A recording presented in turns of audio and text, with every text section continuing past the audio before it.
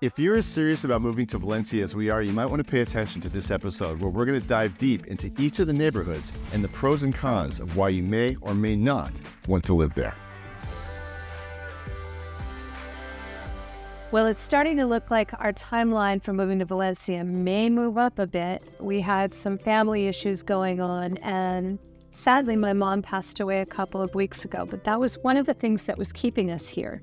And so now we are getting really serious about where in Valencia we might want to live. We have really only lived in one neighborhood in Valencia, and we really loved that neighborhood, and we did go check out another one, Rusafa. But we decided that because we're going back there now, we really wanted to know all about the neighborhoods that we haven't had a chance to explore ourselves. So we did a lot of research, and we're going to share what we've found, and we've spoken to a lot of people. So let's get insights from everybody, and we're all going to be trying to figure this out together. So let's go. So the first neighborhood I want to talk about, we didn't really hang out in El Carmen, but we were there a fair amount, and that's really kind of the historic old part of Valencia. There is so much going on there. There's a lot of art. There's so many tourists. Yes. Yeah. Is that pro and con? And just so much happening. Fabulous restaurants, vibrant music scene, a lot going on down there, and amazing architecture. So if you really are looking for kind of an old Spanish fabulous building or apartment, you really might do well considering El Carmen. So on the downside of El Carmen is that it's very popular with tourists, which can lead to higher prices. And also because you are in a very old part of the city, and don't forget, Valencia has a city below the city. It's been built on for thousands of years. So you have a lot of interesting architectural challenges when you get down into that part of the city. The streets are very narrow. The sunlight, you don't get a lot of sun there because the buildings are very tight together. So you have to be aware when you're looking at apartments, what is the lighting situation, if that matters to you, and it does to us. Yeah. So there's a lot less sunlight, and it can be very touristy, and it can be very expensive. And really, really busy during high season. The other thing that people have pointed out on my Facebook Valencia group, which cannot recommend enough. Yeah. Such a wealth of information. Amazingly generous people on there who have already made the move, sharing their wisdom with those of us who are just about to. And one of the little quirky things is in those older buildings, some of the plumbing might not be fantastic, and you can get some sewage smells coming up from the drains. And other than that, it's perfect. Yeah. Yeah. So it's just important to really check out when you're going to go look at when you're. Well, let me ask you: if there is sewage issues, can they fix it? No. So it is what it is. Yeah. So if that's the you should know. You should know because it's coming from the street. So you should know, and really do your due diligence when you're looking at moving down to El Carmen. That said, it really is very charming, and some of the architecture down there is stunning. We did go there for a couple events, and we really did like it. I mean, we felt like we wanted to go back down and spend more time there. So definitely check it out, but just beware. Also near the city center is El Chambre. Chambre? Also near the center of town, but has a different vibe to it completely, is El Chambre. No. Chambre. El Sample. Chambre. Pulls off the tongue. Also downtown is another neighborhood called Chambre, which is very elegant. There's a lot of landmarks there. It's right near green spaces. There's a lot of light. There's a lot of parks. It's really beautiful. And as we walked around that area, because you will end up walking around there even if you're just visiting, you see some really amazing looking apartments from the outside that we hadn't had a chance to pursue and see if they're as good inside as they look on the outside. But it looks like an amazing part of the city, especially in certain times of year, I'm sure. So Eixample is in the Canovas and Mercado de Colón area, and it's really beautiful, but it is quite expensive. You definitely pay for the proximity to Jardín de Turia and the location. The other thing about it is that you should really visit Eixample during different times of the day. And obviously during different times of the year, you can't really do that. But different times of the day, because during the day, fairly chill. Evening can get really quite dynamic. There's quite a night scene down there. And so that might not be your vibe. And I highly recommend, honestly, for every single one of these neighborhoods, visiting at different times of day, because the energy can change dramatically from morning to afternoon to evening to really late night, and even, weekday versus weekends. So, and also during festivals, which they do a lot of that, you should make sure kind of where the center of festivities tend to take place. You don't want an apartment right in the middle of that if it happens all the time. There are definitely a lot of festivals, and we were not there during Freya, but I've heard that it can get completely bananas. So just be conscious of that and take all of that into consideration. I want to stand next to their fire. Ruzafa is a neighborhood that we spent a fair amount of time in. After El Cabino, I would say we spent the most time in Ruzafa. We knew some expats that lived there. Our Spanish class was there. We tended to go there for dinner a lot. So there's so much happening in Ruzafa, and it is really probably the place that there are the most expats from what I've been told. Really beautiful neighborhood. There are some streets that are less quiet, but there are some streets in Ruzafa that are off the beaten path and are really quiet, tree-lined, beautiful streets. Yeah, it's become very gentrified. It seems to be a place that is kind of on the up and up, and it really is the number one place everyone told us that expats are, which I know this sounds ridiculous. We didn't want to necessarily be where all the other expats are. It feels almost like we want to be immersed in the actual culture of Spain, not be around all expats. I imagine that it gets really crazy during the holidays, and I don't know if I would know what it was really like to be there unless I spent at least a week. So I would say before you go and sign any leases, spend a week in Ruzafa, if that's the part of the city you're attracted to see what the pulse of life is like there, because it may or may not sync up with yours, and it's just really important to know that. But it does look like a great place, and it's beautiful. Yeah, fabulous restaurants down in Ruzafa. Very, very rich nightlife. A lot of the clubs are down there, the music clubs, things like that. So a lot happening. And again, I think if you're younger, or you have a young family. What are you saying? Now, what about the Younger than you. Younger than oh, okay, all right. The music store. This is weird. There's a music store down there that was never open. I kept trying to go there because I wanted to rent a guitar when I was there. Well, that's one of the things about being in another country. You don't really know.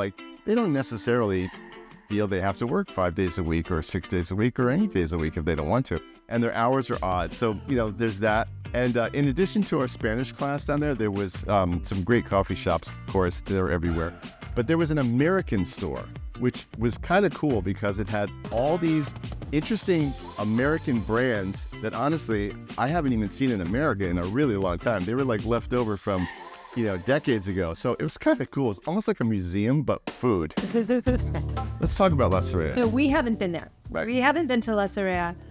We have read on the Facebook Valencia group, though, that a lot of people really like it. I think more and more expats are going there. I don't know where it's located specifically, but it's supposed to be quite peaceful.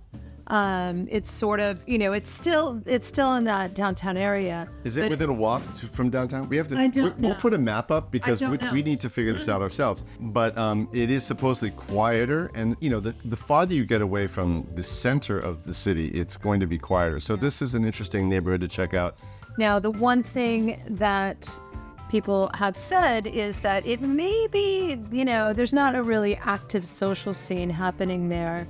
And it's maybe not quite as connected to, the restaurant scene that's happening and the nightclub or music scene that's happening. So it's probably a good idea to spend some time down there, just sort of getting a sense of, whether or not you feel like you're really in the midst of Valencia, in the way that you want to be, or if that kind of peaceful, calm neighborhood is exactly what you're looking for. Right. This may be the kind of neighborhood that would be good for kids, maybe, things like that. So I think families are moving there. Yeah. I think families are moving there. So El Cabino, which is where we spent about 6 weeks last year, is awesome. Like, we really love this neighborhood. It's right near the beach. It's, where we stayed, our apartment was on a main drag that was only about, a 10-minute walk to the beach, but you could see the ocean. You have the ocean breeze, so I imagine in the summertime, it's got a nice coolness to it. It's just beautiful. It feels also like a local city. It's not over gentrified at all. Some of the restaurants we found were kind of really offbeat and funky, but the food was great. We really feel like this is kind of an up-and-coming neighborhood that we are going to look very hard in to try to find an apartment that would fit our needs. So this is a wonderful part of town. And it's about a 45-minute walk to get into the center of Old Town, but it's a great walk. And, honestly, we had almost everything we needed was in a 10 or 15-minute walk of our apartment in El Cabino. Yeah. And we had in public transportation in Valencia is just fantastic, obviously, coming from Southern California where we have none. Right. You don't need a car. No, you don't need a car. And for us, there was a bus stop right in front of our house. One of the things Cliff said was that it tended to be light with a really nice breeze. I think where we were, that is the case. You do need to know it's some areas are really still in transition, and there are a lot of old buildings that might not have the same kind of ventilation that you're looking for or levels of light. So something to really consider. And I think El Cabino is in transition in a lot of ways. There are some really fabulous new restaurants showing up. There's Gran Martinez, which is our favorite cocktail bar. Love that place with great DJ and just amazing scene. And some really authentic local restaurants that were fabulous. However, there are also some areas that might not be as safe, especially at night, as we would like them to be. And I never felt that, but did you hear that? Have you heard that? I have definitely heard that. A lot of people have weighed in on our videos that Cabino, even though they love Cabino too, something to consider is that it might not be as safe as we thought it was, especially as you get down closer to the beach. And especially high season. We did see some pickpockets down there at work. We foiled a pickpocket. We did. We're so clever. If somebody ever is like walking right in front of you and acting like they're talking on a phone but being too close. In front of you and in back of you. Yeah. That's good chance that they're about to rob you. We're not actually geniuses, but we were alert and we did foil them. Yes, they did. Also, we didn't have anything to steal, so I had a measuring cup in my bag. I literally had a measuring cup. What a drag that would be for them. They go and they rob somebody. Very disappointed. Very disappointed robbing me. But anyway, I guess it's everywhere. And, also, we had some rose-colored glasses on. I mean, and rightfully so. I mean, really, most people, look, let me just say this out loud. I don't care where you are. Most people are good, and most people are not going to rob you. There are always those ones that do, and they are all over the world. So you just got to keep your eyes open. But we felt, in general, pretty safe there. Oh, I think overall in Valencia, I felt incredibly safe. Not quite the same level as Lisbon, but still really quite safe. Yeah. Anyway, Cabino, big fan. However, really check out Cabino different times of the year because we were there over June and July. Lot going on, very dynamic. All the restaurants were open. Tourists were coming down. It was pretty vibrant. I think off season, it gets much quieter. And if you're looking for more of a scene, that might not be for you. About a half hour from downtown Valencia is a neighborhood called Pula, which we have not spent a lot of time there, but we drove through it on the way to a really amazing expedition we did one day. And it's very beautiful. There's hills. You're not on the water, but you are close enough to the water. You're probably a 15-minute drive or something. You get a lot more bang for the buck, I would imagine, up there. It's probably very quiet, but and serene, but it's really much more of the nature of Spain vibe. And the hills of Spain, when you start getting out of town and you go up in, they're amazing. It's amazing. It's beautiful. And every time we went for drives, because we did do day trips from Valencia, when you start getting out of town and going through the hills, it is really something. So absolutely, if you are a nature buff and you want to check out what it feels like to live in a town up in the hills of Spain, absolutely worth checking out Pusol. We met a woman that I think moved from Pena Roa to Pusol because there was new construction and she wanted her own pool. Right. And it was just much, much more affordable. So it's also much more authentic village life as opposed to sort of urban Valencia. So if that's for you, then it's certainly worth checking out. If you want to be in the thick of things, I don't think Pusol is really for you. But it's, I think if you want to go spend a few days there, maybe you can Airbnb. I don't know how many there would be, but if you can find an Airbnb and spend at least a little bit of time to see if how transportation works getting to and from Valencia for shopping and things like that, right. I would highly recommend it.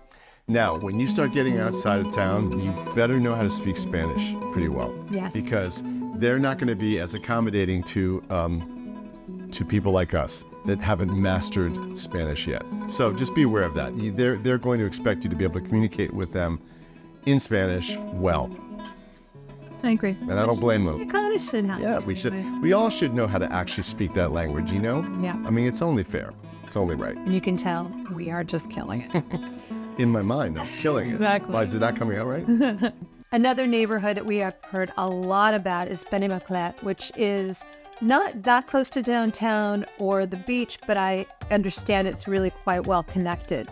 And it's got a really diverse population. I think there are a lot of students there and a lot of long-term residents. Also, much more affordable. So something to really look at. We're certainly going to go out and take a look at Mlet. I suppose a downside of a neighborhood like this may be that, because there are a lot of students, they may want to party at night. They may not sleep as much as normal people.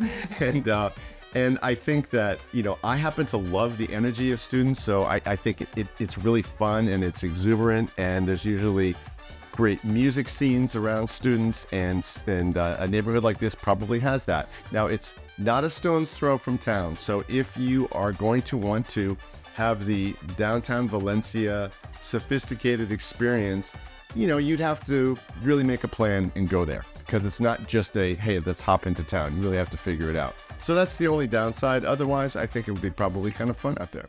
I think one of the neighborhoods I'm most interested in exploring is Mestalla. And it's really close to downtown. It's got great public transportation.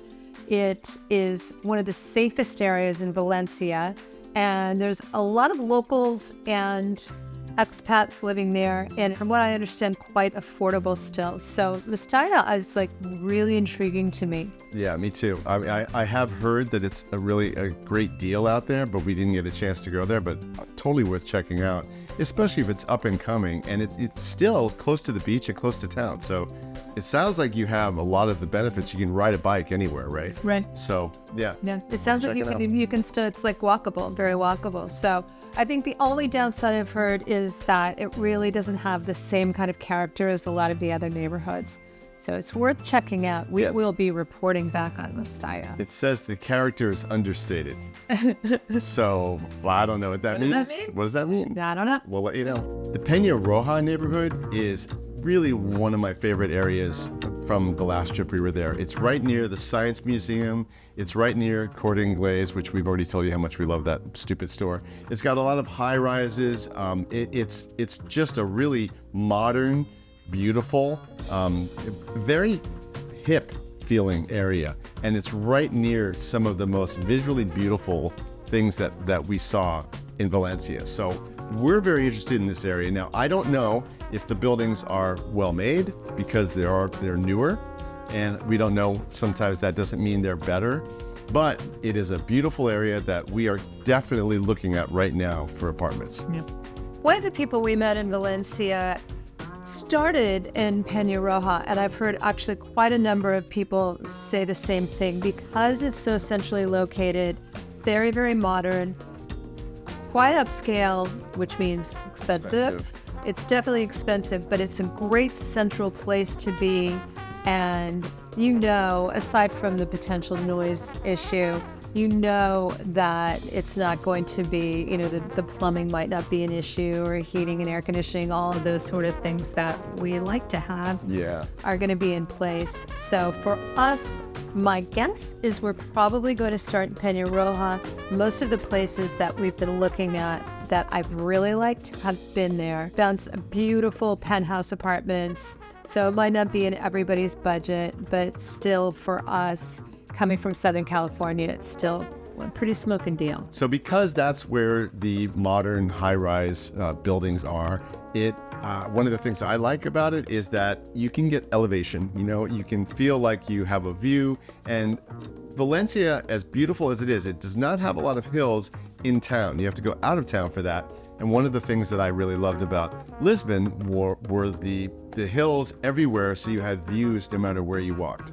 So having a building with some floors to it, there might not be that many floors, but some floors, would make it kind of interesting to me, because I do like that. So we're going to check it out, and we'll let you know, because the penthouses do look really nice. Penthouses are amazing. Also, I saw dryers. Yes, I saw dryers. Washers and dryers. Guys, you have no idea how big a deal this is. You will figure this out. That is a very big deal. Yeah. It's probably going to be the single biggest deciding factor for me first. Yeah. We're so shallow. We totally are. We Americans. There are so many diverse neighborhoods in Valencia to consider. I think it's important to go spend time there. Certainly before you buy anything, rent. And honestly, it's probably really good advice to just do an Airbnb in a neighborhood for a month or two, just to make sure you like the vibe of where you are, and also gives you some time to go explore other neighborhoods. So I would highly recommend it. I am living on Idealista. I'm sure you are too, if you're really seriously moving to Valencia. And at first you thought that they were BS, right? You thought that they were not real, but they are, right? Well, they can be. People can post fake listings on Idealista. You do have to be conscious of that. But I also have heard quite a few people that found their homes on Idealista. But there are also some other, I'll post below, because there are some other ways to identify properties that have some legitimacy, and you really kind of need to be careful. So we're going to do another episode where we get into the nuances of what you have to do for taxes, and when to move, when's the ideal time to move, how to set yourself up from a paperwork standpoint to actually relocate. So we'll get to that later, but right now this is our view of the neighborhoods. We hope it helped. If it did, please follow, and we'll be in touch. Ciao.